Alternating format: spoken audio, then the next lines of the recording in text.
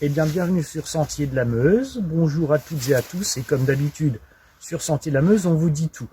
Alors aujourd'hui, notre périple nous amène dans une petite cité de caractère, bordée de petites collines.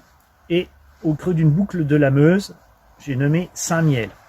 Saint-Miel, son origine, elle remonte à vraiment très loin, puisqu'on trouve des traces au Magdalien, d'outils, de silex, également de taille, et de nombreux objets et même de défense et ossements ont été trouvés. Donc on sait que c'est un site très riche de la préhistoire, et ça va continuer durant ces différentes périodes et la dernière ère glaciaire.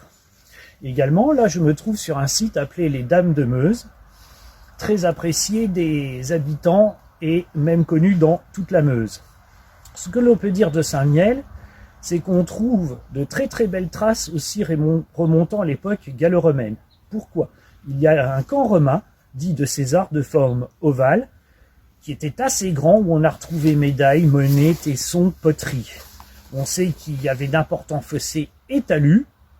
Ce camp aujourd'hui a disparu et je vous dirai après pourquoi. Saint-Miel s'est donc développé tout au long de l'époque médiévale avec des plus ou moins bonnes périodes. Et c'est surtout les religieux qui vont participer et contribuer au développement de la petite cité, puisqu'une première abbaye un petit peu à l'écart, près d'une ferme aujourd'hui, sera fondée. Et tout ça, c'est lié déjà au partage de l'empire de Charlemagne en 843, après le traité de Verdun, de l'influence des évêchés, puisqu'on est sur la zone des 3 évêchés, Verdun, Toul et Metz, et puis de son nœud de communication. D'ailleurs, j'y reviens. Une petite parenthèse, à l'époque romaine, de très nombreuses voies traversaient la cité, notamment pour aller du côté de Gravelotte, Nasium, Fain, etc. Donc, à l'époque médiévale, la cité va se développer, un château sera même construit. Elle sera assez riche en artisanat, et comme je l'ai dit, grâce à l'implantation de l'abbaye, qui bougera à un deuxième emplacement, puis à l'emplacement actuel, donc abbaye de Saint-Miel.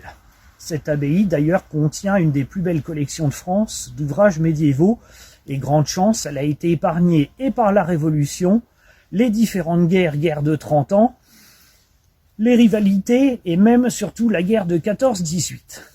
Par contre, son histoire de Saint-Miel, elle est tourmentée. Elle va connaître, comme je viens de le dire, des épisodes de prospérité et des un peu moins joyeux.